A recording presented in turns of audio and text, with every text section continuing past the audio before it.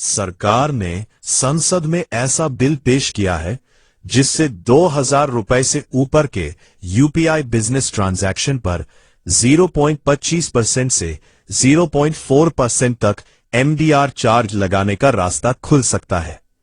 ये चार्ज व्यक्ति से व्यक्ति के ट्रांसफर पर यह लागू नहीं होगा। प्रस्तावित चार्ज केवल दुकानदारों और व्यापारियों पर लागू होगा। ग्राहकों की जेब से पैसे नहीं कटेंगे। निर्मला सीतारमण ने संसद में पेश किया बिल।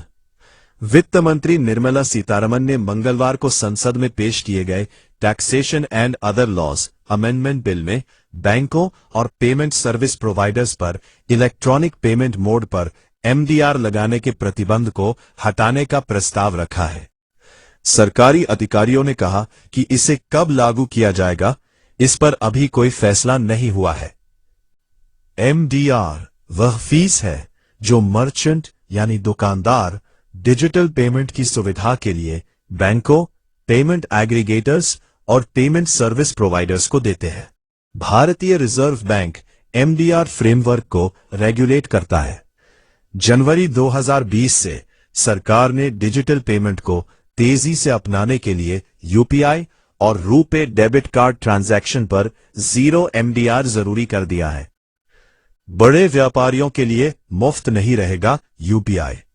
यूपीआई भारत का सबसे बड़ा डिजिटल पेमेंट सिस्टम बन चुका है, जहां हर महीने अरबों ट्रांजैक्शन होते हैं। ऐसे में सिस्टम को मजबूत और टिकाऊ बनाए रखने के लिए सरकार और रेगुलेटर्स नए विकल्प तलाश रहे हैं। अगर ये प्रस्ताव लागू होता है तो आम यूजर्स पर कोई असर नहीं पड़ेगा, लेकिन बड़े व्यापारियों के लिए यूपीआई पेमेंट मुफ्त नहीं रहेगा। 95% लेन देन पर नहीं लगेगा एमडीआर। दावा किया जा रहा है कि 2000 की सीमा कुल यूपीआई लेन देन का सिर्फ 5% कवर करेगी, लेकिन इन लेन देन का मूल्य कुल ट्रांजैक्शन वैल्यू का 65% है।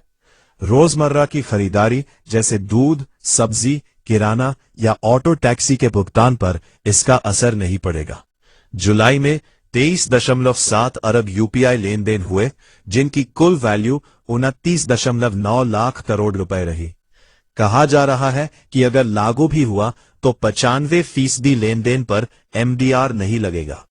इसके अलावा सभी बिजनेस इस फीस को ग्राहकों पर नहीं डालेंगे।